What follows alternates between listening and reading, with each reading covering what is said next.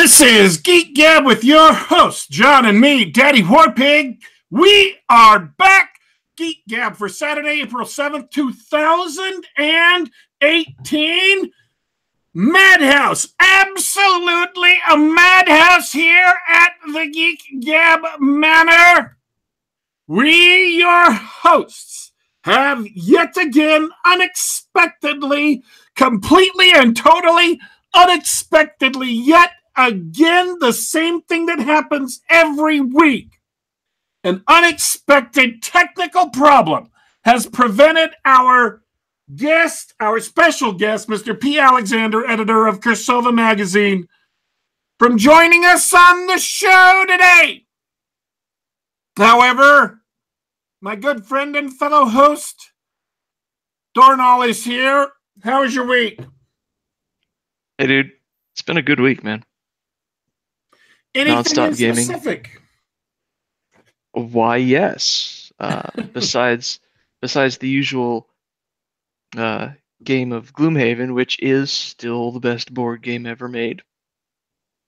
I've seen a wonderful, wonderful film, an animated film. Oh yeah, we were going to talk about that. That was the highlight of my week. All right, we will talk about Isle of Dogs then.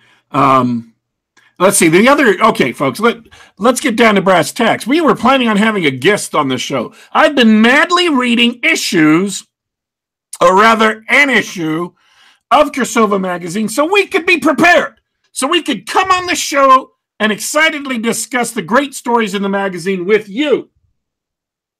Unfortunately, that got blown all to hell, and so we're going to fall down on our backup subjects here. Now, the main subject that we were going to talk about was Isle of Dogs and then Cirsova magazine, which is a great magazine that if you haven't read or bought issues of, you should absolutely go and do that right now. Especially issue number 5, I think, that has Skylar Hernstrom's Last American in it. Great story, great issue. And anything that has Skylar Hernstrom in it, you should read. The other thing, though, our emergency backup subject comes to me courtesy of the new DC Age of Heroes. And we'll be discussing that. We'll be discussing that at the middle of the show. And as for the ending, that will be up to us, your hosts, to come up with something both interesting and informative to bring you, our audience. Hey, so speaking of filling time, what happened last week? I was MIA. Last week, 2 things happened. I both got sick and I got involved in a sudden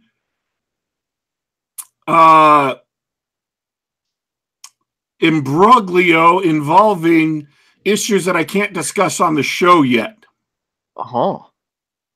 Yet, so, which means that we're going to get an episode on these issues soon. I hope not, because if everything goes the way I hope it does, then we will. I'll have an agreement that will almost certainly include not talking about these issues in public. So that's why I'm not talking about them right now in public. Well, that kind of issue. Well, very enticing. I can't wait to not hear about it. But if things go well, again, if I can't talk about the issue, then that means things have gone well, and that may mean that I have some other big news that I may be able to announce. So, so there's that as well. We're all about anticipation here. The thing is, go ahead. I'm not even deliberately trying to be cryptic here. I'm not trying to tease this. I'm not trying to build up audience, apprehension. I'm not trying to make it seem big and mysterious. So our audience will go, I wonder what Daddy Warpig is up with these mysterious announcements. No, there is literally right now a legal proceeding I am involved in. I have retained counsel. I have spent a lot of money retaining, or potentially spent a lot of money. I found out something this week. Retainers you pay to lawyers, that's not actually a fee that just disappears. It is prepaying billable hours. So it's basically like a gift card or one of those prepaid debit cards that you can buy at Walmart. That's what it is, okay? You go to get a Walmart card, they're not going to give you any credit, but you can pay to preload it with money, and then when you're out of money, you pay again to preload it. That's how lawyers work. They work just like the cheapo debit cards that poor people get at Walmart so they can have a credit card, a Visa stamped card to go buy stuff with online. They've just paid it ahead of time. That's what a retainer is. So I have retained counsel, which means I have put up a fee depending on how much money he ends up charging me. Some or all of that may be refunded at the end. And the hilarious thing is, and I can say this because this won't have any bearing on any settlement in the future and whether or not I'm allowed to talk about that. The hilarious thing is I have been doing hours and hours of work that would normally have to be done by his assistants at the price of $160 an hour. So I have been doing this work, and every time I find information or describe an issue or locate some obscure piece of evidence, I am saving myself $160. That's insane. I did 50 hours of work for this in the last week and a bit, including some desperate research. Thursday night, I was contacting CEOs in this industry. I was contacting a couple of freelancers I know in this industry. I was contacting, who else did I actually contacted 2 people who work for this company and got all this information from them to get some accurate information to give the lawyer so he can do what he needs to do. And because of that mad dash, I saved at the very least $160 and maybe more. If it took them as long to find this information as it took me, that is about 5 hours at $160 a piece that I saved that won't have to go to the lawyer. So I have been working my tail off. That's why I couldn't do the show last week, is because I was both sick and desperately engaged in gathering information for this particular issue. And once again, I'm not mentioning the company for a good reason. I'm not mentioning the specific issue for a good reason, because if things go well and I'm able to get the settlement that I'm looking for, then I don't want there to be any lingering problems with them saying, oh, but you spoke about this on your show, therefore you have to take the episode down because you're not allowed to discuss this. So I'm being very elliptical and talking about things off to the side so we can keep this show up. Yeah, let's keep this show up. I like this show. And this particular episode, this is going to be one of our best. So I am just really baffled and befuddled that a director of the caliber that this director is chose to make what seems to be a pretty bizarre looking, or a pretty bizarrely, it is not unusual for cartoons to be this bizarre. I mean, just watch, the Roadrunner or Bugs Bunny. Of course they're bizarre. But Wes Anderson, and it is Wes Anderson, right? Yeah. Wes Anderson does some quirky comedic things, but I never saw a sort of stop animation dog movie coming from him. By the way, Isle of Dogs refers to an island that's literally, I believe, in the Thames River in England. It's a real island, the Isle of Dog. So I don't know if that inspired this or if he just chose the name because it was cool. But you went and saw the movie. So for the first time in months, you've seen the movie. I have not, because I was busy with something else that I can't talk about. Indeed. And so, what did you think? Let me tell you about this. Yeah, this is it's a Wes Anderson movie, and the reason why you haven't seen it yet is because it was actually just out for a limited release last week, and and its Oh, full U.S. release is actually going to be a week from now on the 13th.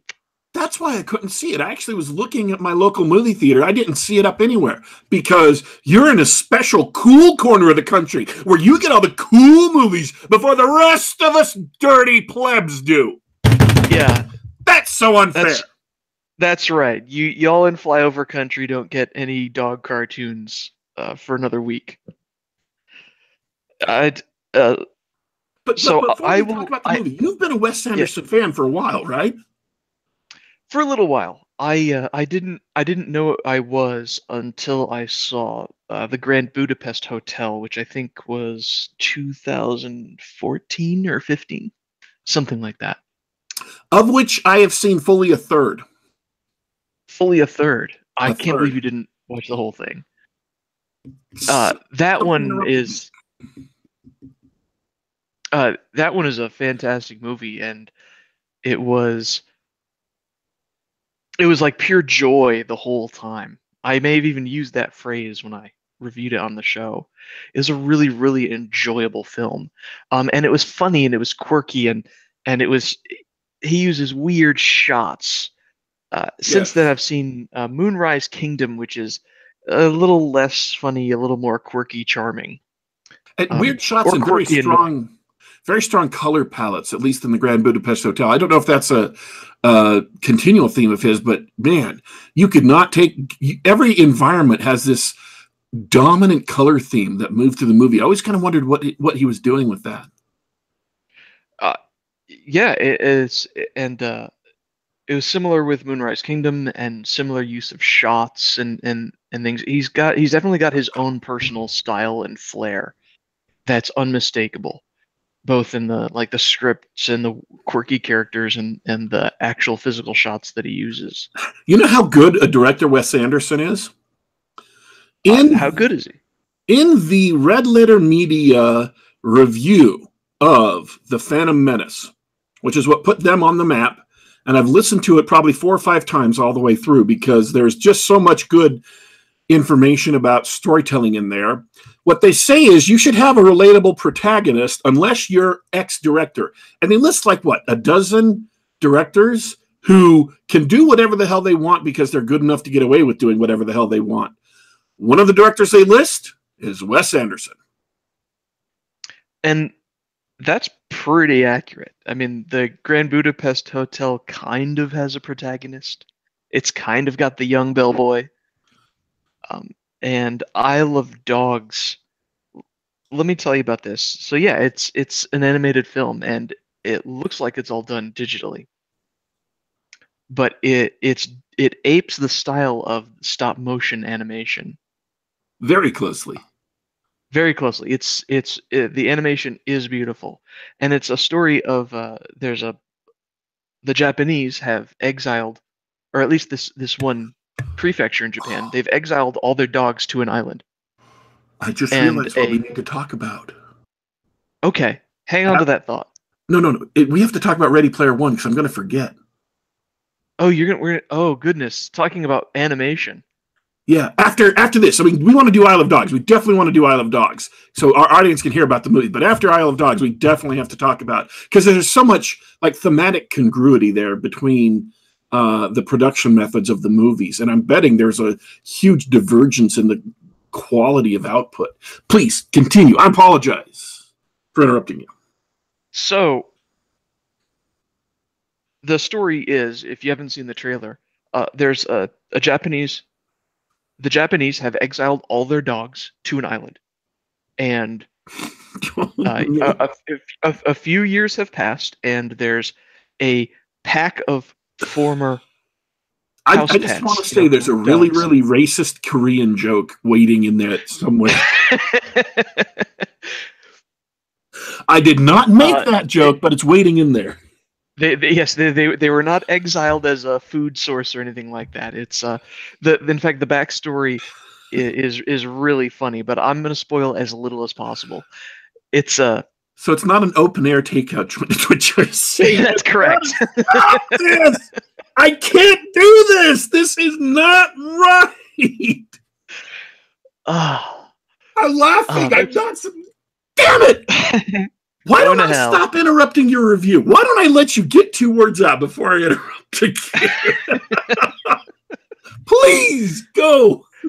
If it's casually racist jokes, I'm okay with that. You can interrupt me for those. The story is about a pack of former house pets who encounter a boy who flies over to the island to find his old dog. And so it's sort of it's got one of there's the pack of dogs and there's an antagonist among them, voiced by Bryan Cranston, and then there's also the Japanese boy. Bryan Cranston should be And in more movies. yeah, well, I suppose they could have got a lot of people to do this character, this dog's voice, but it's one of those things where after Breaking Bad, he just keeps getting more work and popping up everywhere. So it's got this great cast of characters, but there's 2 main ones, the boy and the one dog, voiced by Bryan Cranston. And you sort of follow their story throughout the film. But there's a bunch of other side characters with tons of cool cameos, and it's got the usual Wes Anderson cast of characters, people like Frances McDormand and Bill Murray and whatnot, and they all do a wonderful job. All the voice acting, all the acting is fun, and Bill Murray and Jeff Goldblum are used correctly, which is to say sparingly. They pop in, they deliver their jokes and sort of go back into the background instead of stealing the whole film. Jeff Goldblum worked pretty well in Guardians of the Galaxy 2, but that was almost too much Jeff Goldblum. Yeah, and if you think about, he was also in Thor Ragnarok, and we complain about this on the That's show, what I meant. where that's what you meant. It was almost too much Jeff Goldblum, but the problem was that everybody else in the cast was trying to be Jeff Goldblum, and so everything was ad-libbed, and it was madness. Only But Jeff this one, Goldblum could really be Jeff Goldblum, though.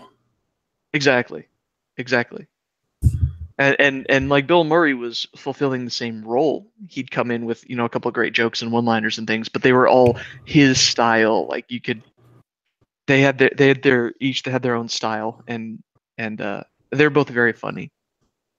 So without spoiling too much more of the movie, it's a Wes Anderson style. All the shots are the same. He likes flat scenes.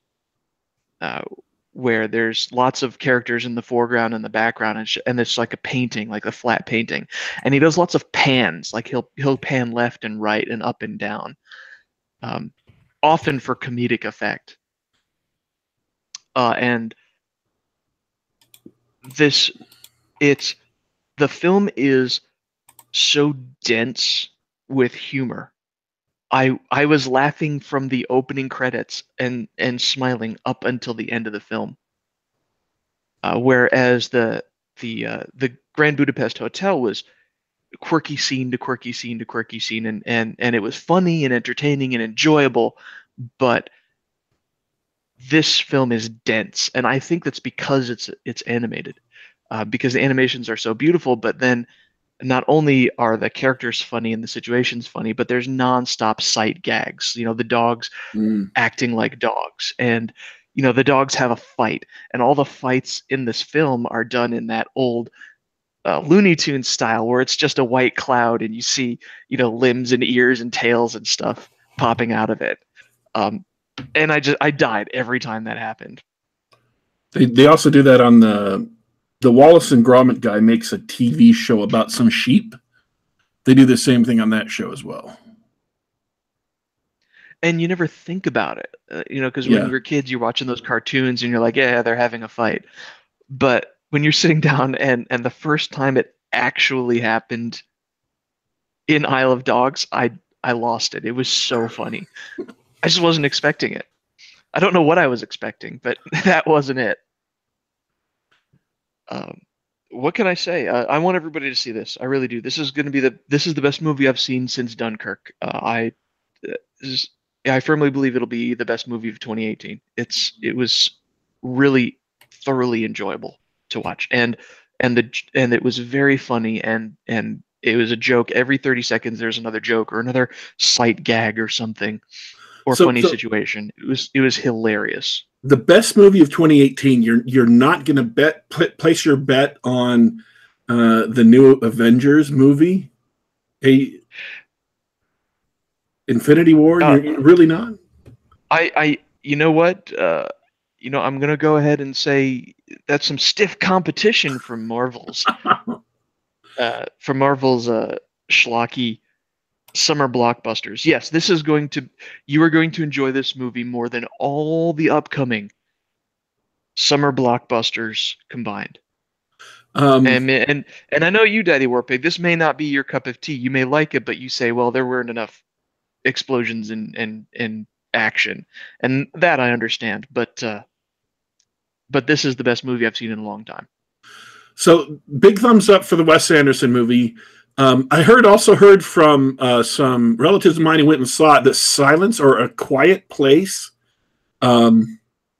is also a really good movie. I haven't seen it, so I can't say I might watch it for next week. I'm trying to see if there's any shows coming out that are. That seems really watchable. Let's do it, because you know what? I don't think much of the actor John Krasinski, but put him in a movie where he doesn't have to talk, and think about his impact on The Office was when he was always nonverbal. He was always making funny faces and reactions and things. We can't review it for next week. Oh yeah, we're busy next week. We can do it for the week after. We've got our mega show for next week. Every single one, except for two guys who couldn't make it. Every single one of the authors who is nominated for a Prometheus Award, every single one of them is going to be here, and they're going to be on the same show all at once. And so there are, I think there's 5 or 6 authors who are all coming on our show all at the same time. One of whom is Andy Weir. Andy Weir?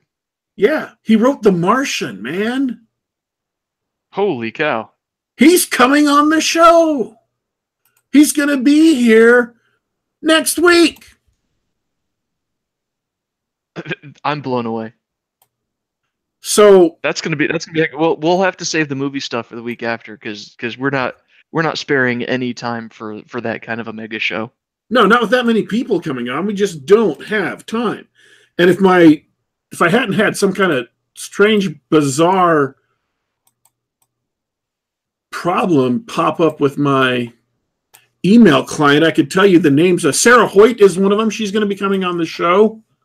Let's see if I fix this problem. I really want to read these names because there's this huge, long list of Prometheus nominees. Here we go. Okay. We're going to have... Did you get that there? We're going to have... Sorry, that wasn't on purpose, honestly. So we're going to have just... Oh... No, I can't find the list. I can't find the whole list. There's a ton of people, though. I tweeted it out, though. I tweeted it out in my announcement for last week. So, yeah. We can't do movies next week, dude. We're busy. We're way busy. Hey, that's good. Oh, here we go. Travis Corcoran, Carl Gallagher, Sarah Hoyt, Ken McLeod, and Andy Weir all coming on the show next week. So we're going to be jumping just to get everybody having their own time to be able to talk about their novels and the Prometheus Awards and stuff. So, all right. Do you want to talk? Did you go see Ready Player One? Oh, come on. Is it out? Yes. It's been out for a week. I saw it for my column for Castalia House last week. Oh, that's right. Yeah. Oh, my condolences. Why don't you go ahead and contrast the amazing animation of Ready Player One with Isle of Dogs? Let me drop in a silent place or a quiet place real quick. A Quiet Place takes place in a world where an alien invasion has come in, and they operate by sound. So if you speak any words, then they can hear you and attack you. But if you're quiet as you can be, you can survive underneath their very noses and you'll get away with it. And the thing that happens is, after years of peaceful survival, and they've completely adapted to this, some disaster happens and the aliens come to attack them, and they're having to try and get away while being as quietly as possible, and the pregnant mom goes into labor. So, in this whole movie, there are less than 10 lines. Less than 10 lines of dialogue in the entire movie because it has to all be done silently. So everything is done with, body expressions and things like that. Now, the way I'm contrasting that with Ready Player One is that there are less than 10 lines of dialogue in A Quiet Place, and there are less than 10 minutes of live action in Ready Player One. The entire movie is flipping computer animated. It may as well have been a computer animated movie, which brings us back to Isle of Dogs. See what I did there? Oh, I see what you did there. That is... I don't even like the book. I read the book. I did another article for it for the Castalia House site, right? I read the book. I don't even like the book. And I was appalled and offended by how badly they butchered it. It's a Steven Spielberg movie, so if you go in expecting Steven Spielberg, then that's what you're going to get. You're going to get Steven Spielberg at his Steven Spielbergiest. It just, it wasn't a good movie. I didn't like it. I saw obviously I've seen the commercials and trailers and things, and not only did the animation quality look poor, but here's a huge advantage that Wes Anderson has over Ready Player One, which is Wes Anderson isn't working with a bunch of established properties and characters and references.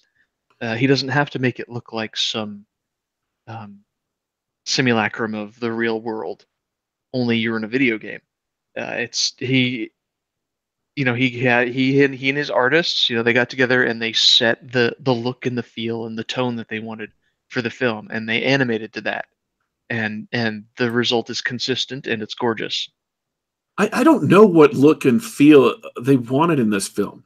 I don't know why this film exists. I don't know why this book exists. I mean, I'm a huge fan of 80s stuff, right? I talk about them all the time. I love the A-Team. I'm an A-Team fan. I'd watch some of the A-Team if I had time and had access to the episodes. I'd watch me some A-Team. I'm not saying it's not a cheesy show. Of course it's a cheesy show. And certainly it is not in the modern mode and so seems old-fashioned. But man, the A-Team was a lot of fun. Do you know the A-Team van is in this movie? Of course. It shows up in one race scene that isn't in the book. That's just ridiculously stupid. The whole movie, beginning to end, is ridiculously stupid. I can't remember anything from the movie that I saw that I thought, wow, that was clever.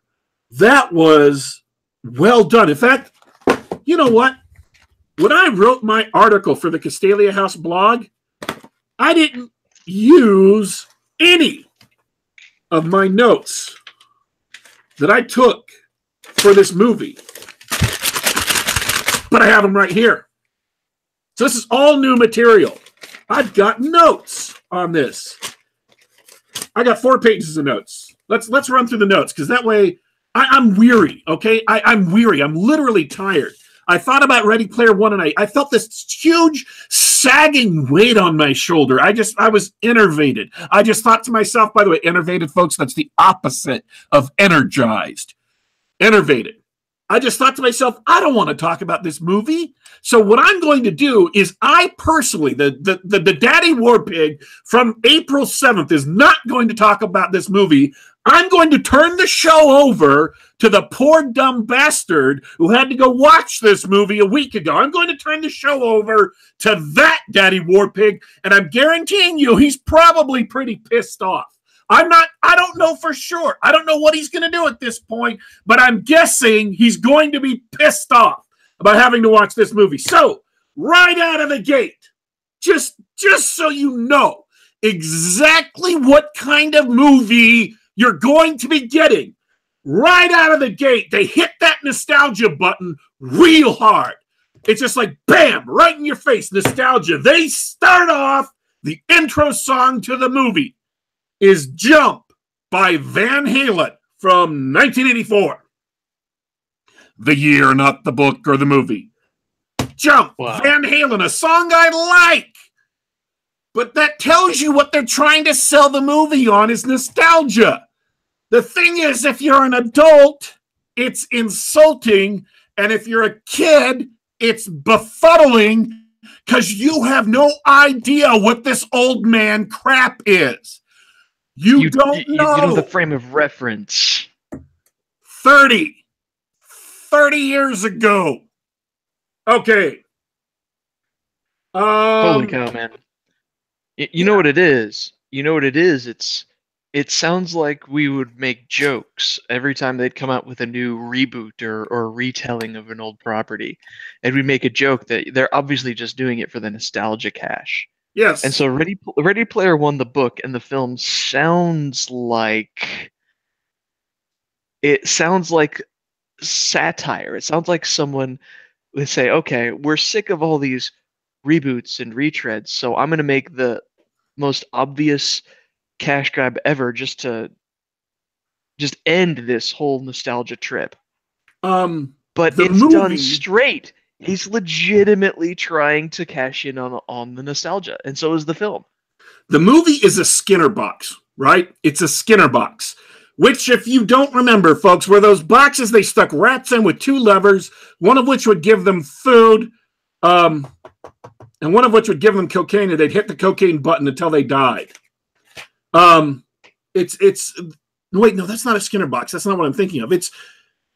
Anyways, that's what it is. You keep on hitting that nostalgia button, or in this case, they don't even give you the chance to hit the nostalgia button. They're hitting it for you again and again and again and again and again in the hopes that you will love this nostalgia so much that you'll tell all your friends to come and see it. It is insulting.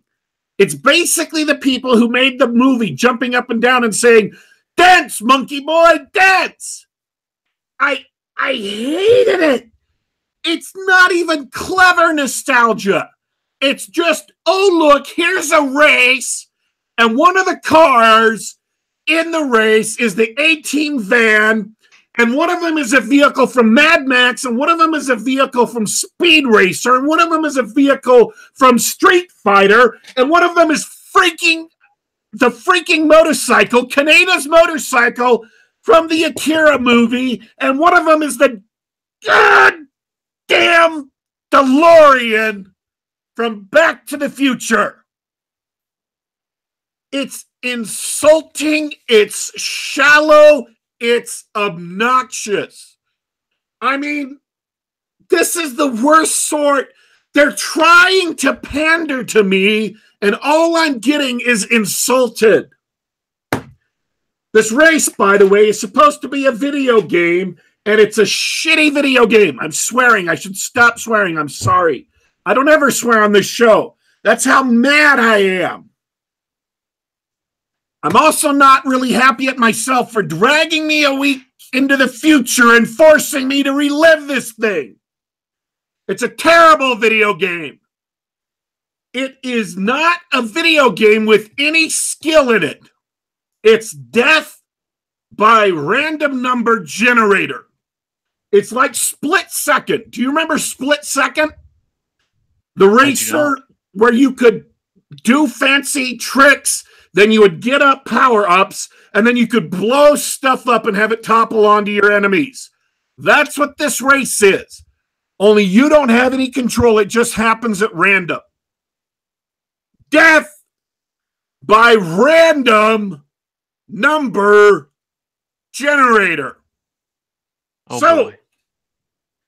The main character is a wimp. He's a pushover.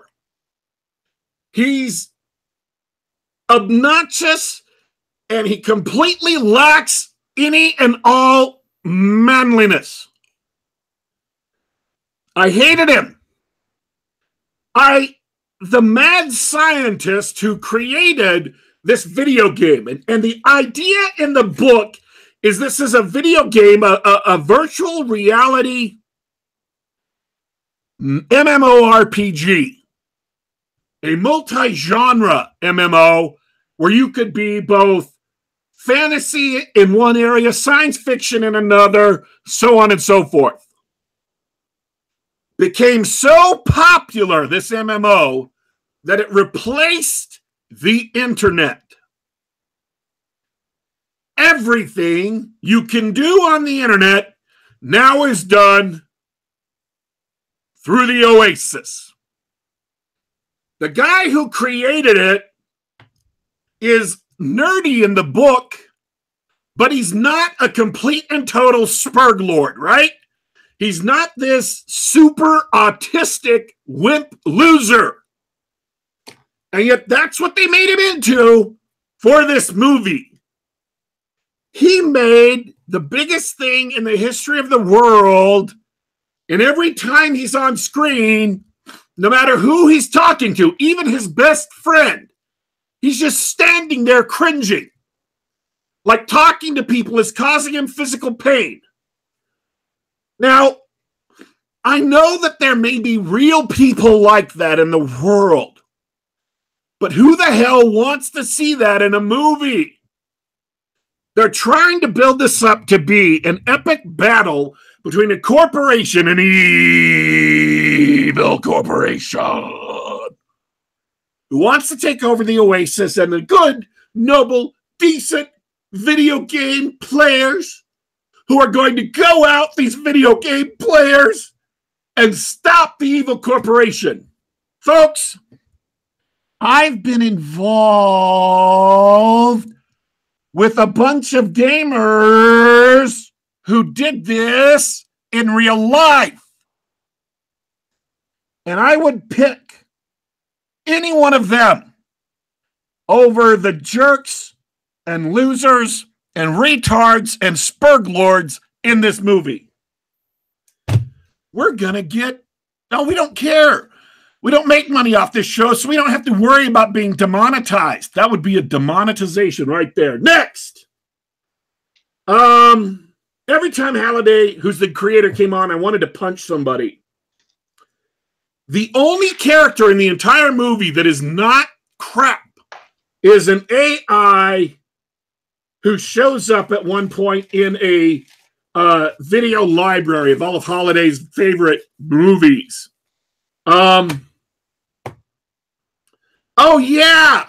They've got a huge scene where they go into The Shining,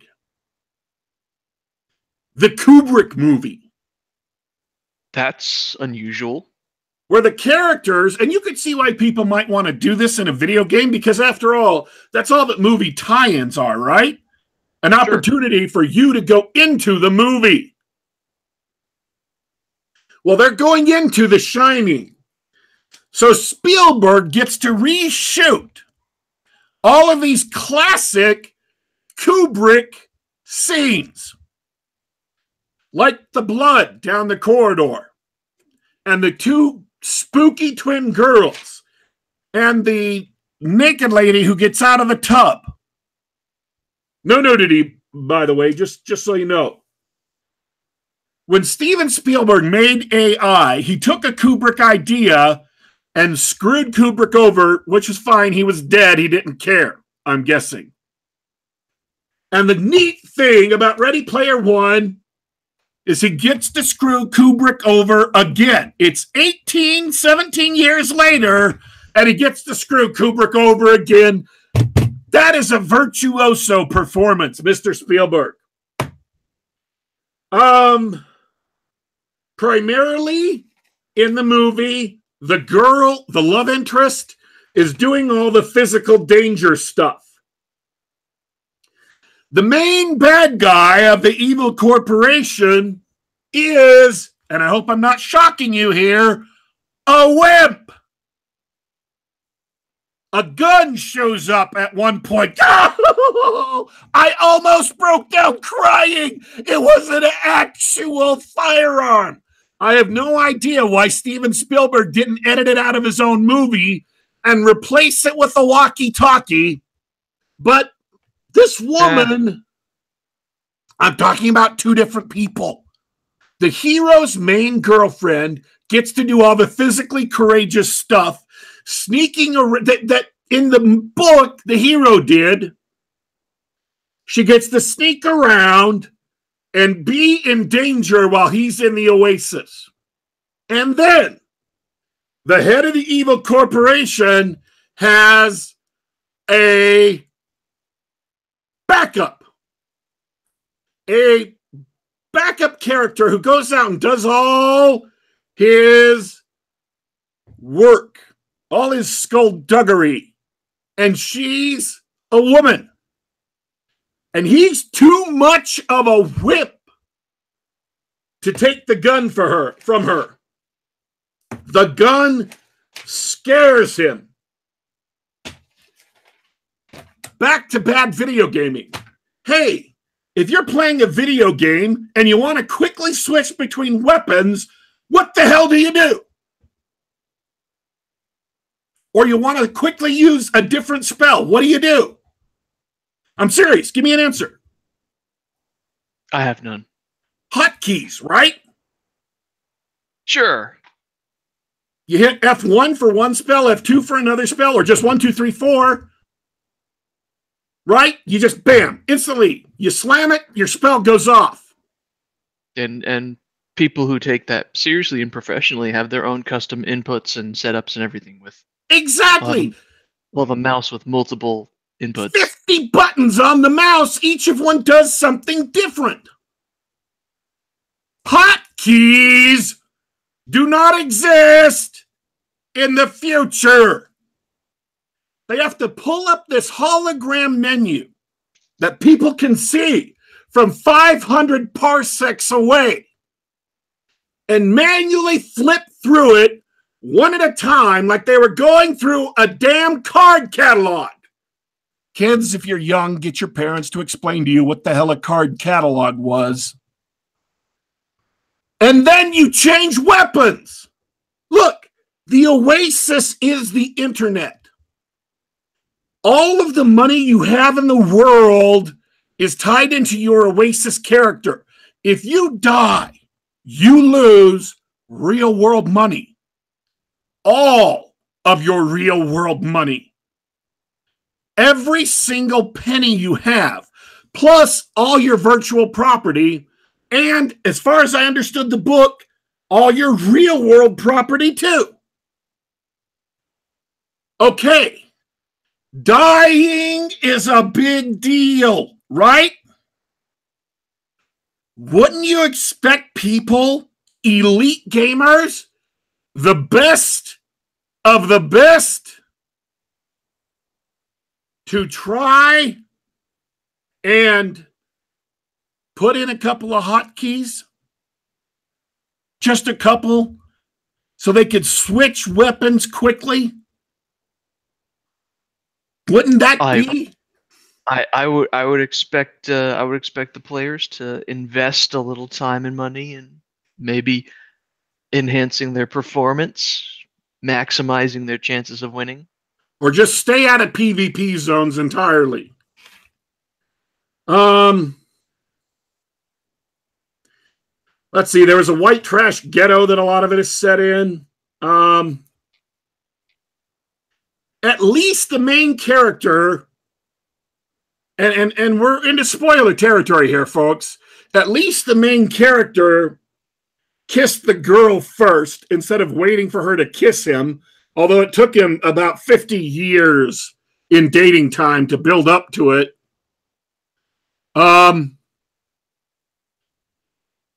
It's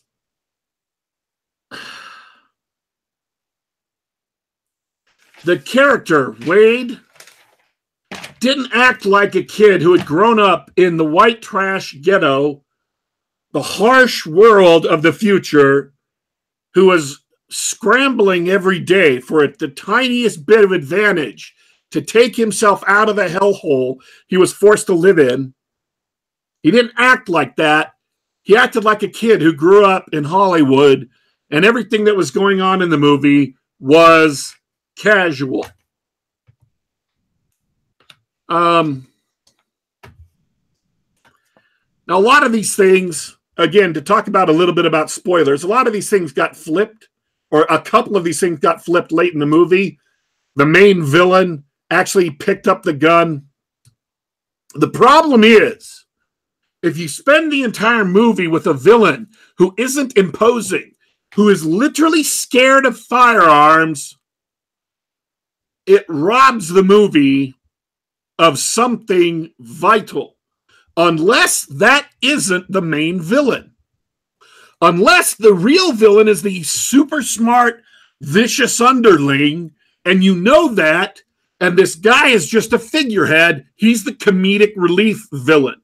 He's the incompetent jagoff who's in charge of the company, but doesn't really run things, right?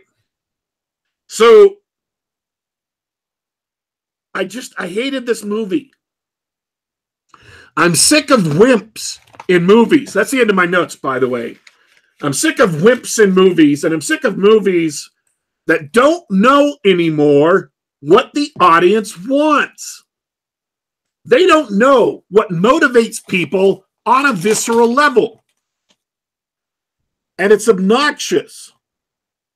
You don't spend the entire movie subverting expectations, subverting story structure, subverting characters, and then get to claim that you were doing a great job of playing it straight.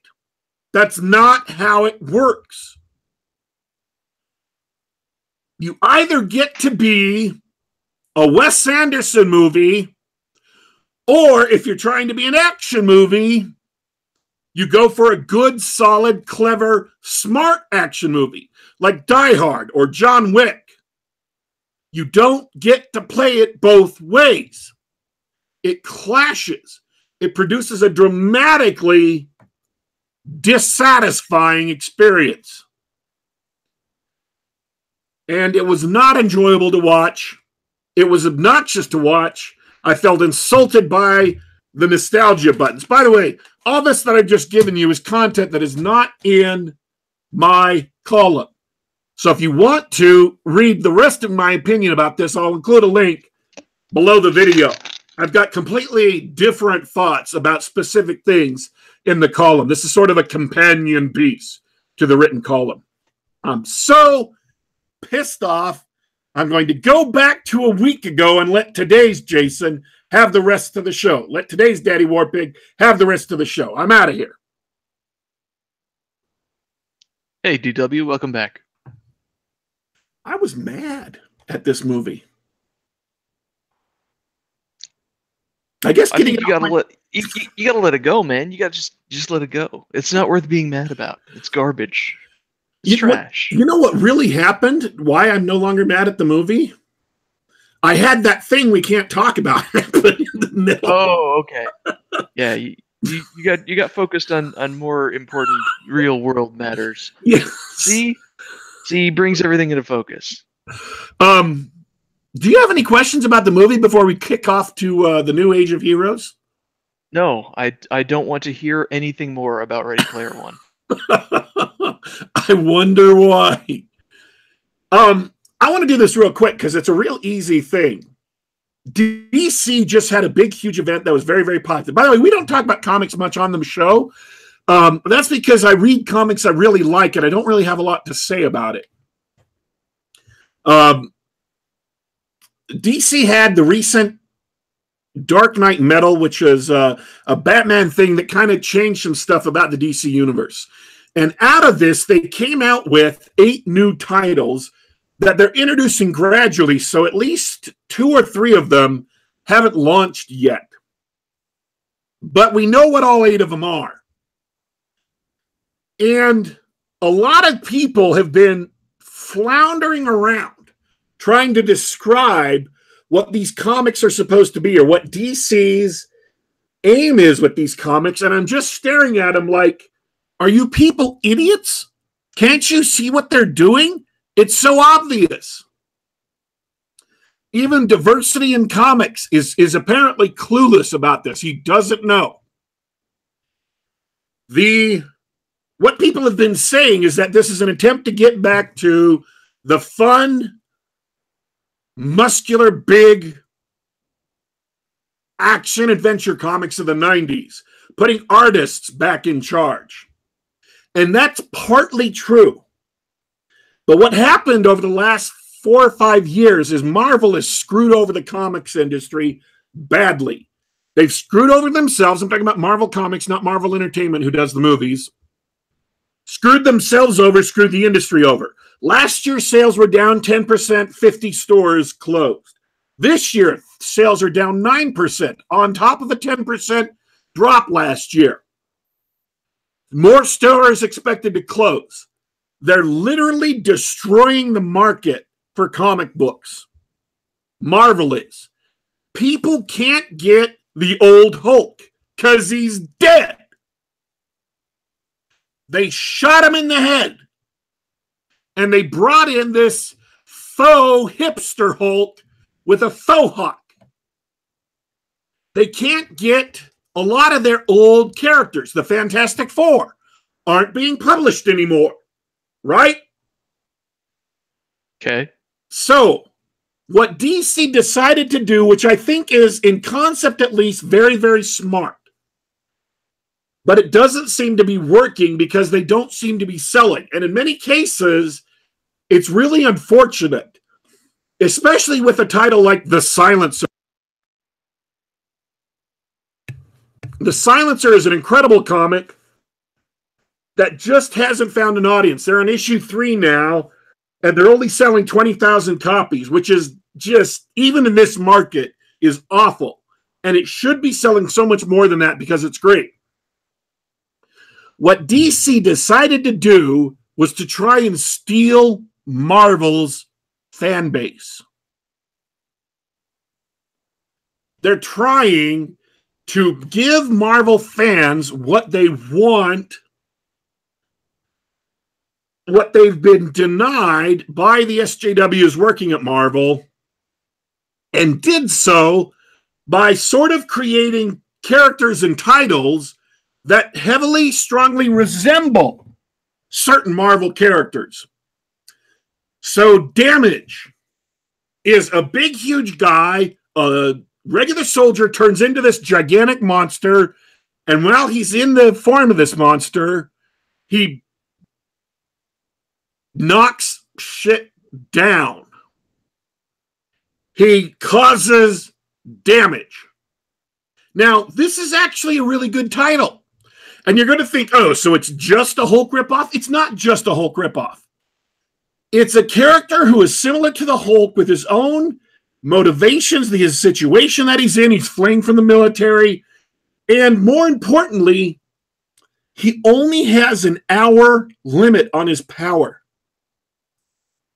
So if he flips into damage mode and he's fighting someone, he has to get it done within an hour. Otherwise, he goes back to being a human and they can wipe him out. They can wipe the floor with him.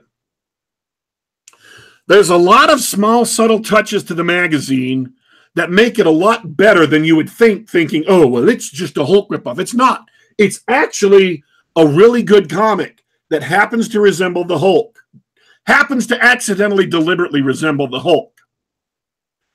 Sideways is a smart aleck high school kid with a superpower that he just got and his girlfriend. It's a Spider-Man-esque character, right? So you already got it. You already know. I don't even read comics, and I know that that's Spider-Man. Now, he doesn't have Spider-Man's powers. And certain aspects of his costume are kind of evocative of Spider-Man. But this is a Peter Parker-esque character to try and steal that audience from Marvel or try and bring them back to the comics. The Terrifics have a guy who has plastic limbs who goes out. They have a guy who's made of various elements. They have a lady who can turn invisible. And they have a super, super smart, super competent guy. 4 people.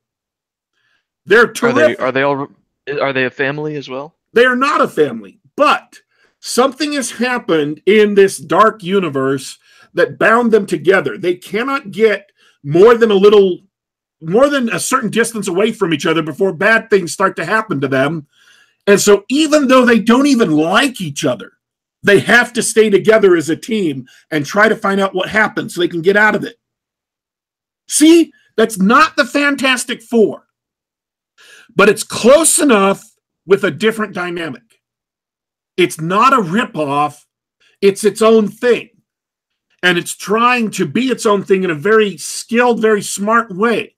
And even though they haven't necessarily succeeded fully with all of them, they're interesting. And I think it was, at its core, it's a good idea. If Marvel is blowing itself up, let's give everybody characters they can love. The Curse of Brimstone title is a Ghostbuster-esque. The Immortal Man is a different sort of X-Men thing. I haven't read either the New Challengers or the Unexpected because they haven't come out yet. And I don't know who either one of them are supposed to be, except that the Unexpected are kind of sort of like the Exiles. They're troubleshooters for the multiverse. When big world-ending bad things happen, they're there to head it off before it gets to the point of being a multi-title crossover for a year, like Crisis on Infinite Earths. They're here to stop Crisis on Infinite Earths before it becomes the Crisis. Last but not least is Silencer, which you must go read, please. This comic deserves a huge audience. It's awesome. It's about a person, a mom, who used to be an assassin, right? So if you think of Kill Bill, only the bride got to settle down. She got to marry her lover. She got to have a kid in the suburbs with a house, and she's at peace, and she has a life she loves. And then Talia al Ghul of the League of Assassins shows up and knocks her life into this hell in a handbasket. And she has to go out and fight all these people she used to work for to protect her son, to protect her husband, to protect her house, to protect her life. Her superpower, which is brilliant for an assassin, and you're going to think that's kind of a stupid superpower until you think about it. She creates this globe of silence around her. Absolute silence. So she could be standing there with a gun and shoot it, and no one outside the globe could hear it. She's an Assamite from Vampire the Masquerade. So you can immediately see how that would be useful for an assassin. Mm-hmm. You walk up to stab somebody, and instead of them screaming, they just die. The comic is written smartly, it's written well, and this is one of the 2 or 3 comics involved in this series that I don't actually know who it's intended to be a close mirror of. And it might not be intended to be a close mirror of anyone. It's not Deadpool, because she's not a fourth wall breaking goofball. So it may be some other assassin character that I haven't read about or heard about in Marvel Comics. Anyways, this is DC's New Age of Heroes. All of them are well done. All of them have absolutely fabulous art, and they've all been well written.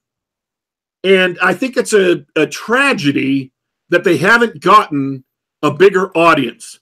And I also think it's a tragedy that more people in the comics commentary community aren't grasping what DC's doing here.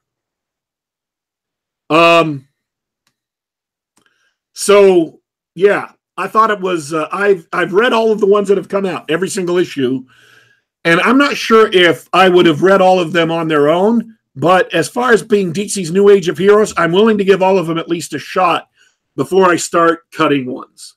So I'm going to wait till they're all out, and some of them have had 2 and 3 issues already. Some of them haven't had any. So I'm going to wait till they're all out and then see which ones I want to keep or cut at that point.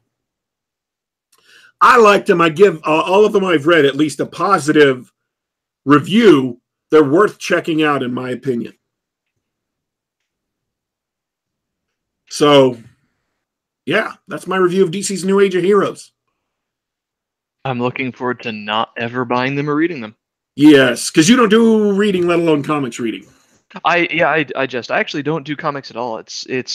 What I like to say about it is that it's amazing the way they've permeated pop culture and especially geek culture, because through things like Saturday morning cartoons and just talking with friends and meeting people, I know a lot about comics. I didn't have to see the Spider-Man, 6 or 7 reboot movies to know what his story was. I didn't, I knew who the Fantastic Four were and so on and so forth. But I don't collect comics. I don't read comics. So that it's really interesting that I imagine a lot of people are like me, that you could just draw the parallel between that character you mentioned and Spider-Man. Like, oh, that sounds like Spider-Man. Yeah. The nice thing about this book, and Jeff Rowe says it sounds like the New Universe Part 2, and Jeff Rowe Johnson is in the chat. He says it sounds like the New Universe Part 2. I would point out that the New Universe was its own separate thing, completely divorced from Marvel, and there was no crossover whatsoever. And most of those titles sucked because they didn't give the people making them enough time to develop them and make them good before they launched them. These take place in the DC Universe. So second episode of Damaged, he's escaped. The military is pissed. Someone above their heads is trying to steal their power, trying to get their project for themselves and shut it down. It's Amanda Waller. Amanda Waller shows up and tries to take over the Damage project. In order to do that, she sends the Suicide Squad up against Damage. So that's what happens in issue 2. You have a big fight between the Suicide Squad and Damage. In issue 3, Wonder Woman shows up. And that's awesome combat. The throwdown between Damage and Wonder Woman is great. And the other thing is that makes him different than the Hulk is Damage has its own personality. And so does the Man. And when the Man is in man form, Damage is constantly whispering to him, constantly trying to get him to go loco and start kicking the crap out of everything and tearing down buildings. And when he's in Damage form, the Man is constantly trying to rein in the chaos he's causing. There's this fight between the two egos that is fabulous, that is well done. That's just a touch, of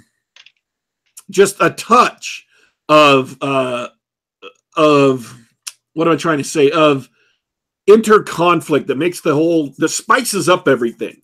Because you don't really know. Sometimes he's able to rein in Damage. Sometimes he's not. You don't know which way he's going to go. But I've enjoyed the titles I've read so far. My least favorite is Sideways. But a lot of other people really, really like Sideways. So it may just be the fact that they've done a great job at presenting a good teenage character. And I just find that annoying. Because he is a good teenage character. I just happen to find that character annoying. But I'm still going to continue reading it until they cancel till they cancel these titles. If they do, we'll see who survives and who doesn't. At some point, there's going to be a culling. All right. I think that's it, right? We've talked about everything we were going to talk about. We did it. We finished the show. Wow. That feels good that we got through an entire show, even though our main guest unfortunately couldn't come on. We're looking maybe have him back in 2 weeks after our super spectacular show next week.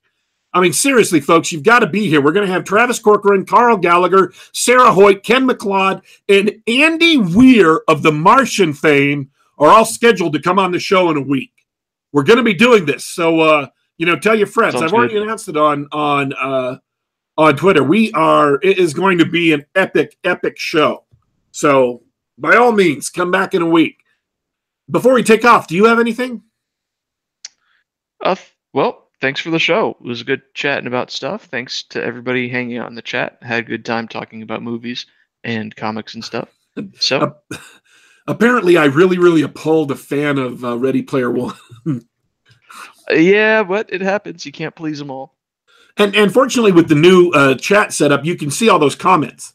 Every single time I said something and he disagreed, you can see that live, folks, if you watch the show again. So you can see So if you're hate listening to Daddy Warpig on the Geek Gab, check out the YouTube recording so that you can hate listen along with other people. But you can watch the what do they call that? The loyal opposition. You watch the people who dislike my analysis do some more stuff, and all the discussion is there. So that's it. We're out for today, folks. Man, Ready Player One really made the middle of the show, didn't it? I'm glad I remembered that I had saw that before all this crazy brouhaha broke. the brouhaha we can't talk about. Oh, I think I might have talked about it too much. But I stayed away from the issues. You may have to delete the episode. No. I stayed away from the issues. I didn't mention any people or incidents or the company involved. All I talked about was oddities to do with lawyers. That's it. So I think I'm safe there. I don't think I will have created any problems for myself in the future. All right, folks. Thanks for tuning in to Geek Gab. We are here on YouTube at youtube.com/GeekGab. We're available on the iTunes Store. We are available on the Google Play Store. And we're available on SoundCloud.com. We're here about once a week, unless something untoward with lawyerdom erupts suddenly and prevents us from being here. But next week, we have scheduled a roster of talent, of guests coming on. And so even though we're leaving you for today, you know, and I know, and everybody who's listened to the show before should know that we will be back.